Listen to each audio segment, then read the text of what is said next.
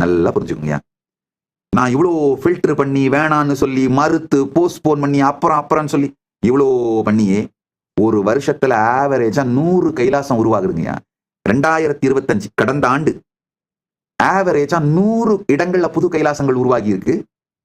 அப்படின்னா ஒரு வாரத்துக்கு 2, ஆவரேஜா 4 நாளைக்கு ஒரு கைலாசம். வருஷத்துக்கு 100ன்னா 52 வாரம்.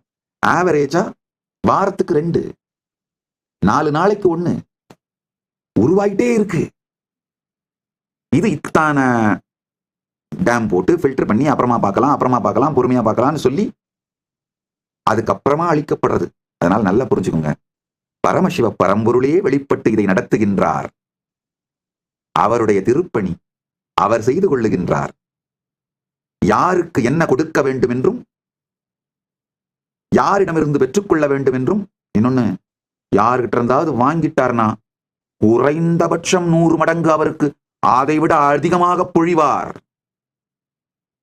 கொடுத்தவர்கள் அத்துணை பேரும் மீண்டும் மீண்டும் கொடுப்பவர்களாக இருப்பதற்கான ஒரே காரணம், கொடுப்பவர்களுக்கு 1000 மடங்கு பெருமான் பொழிவதனால்.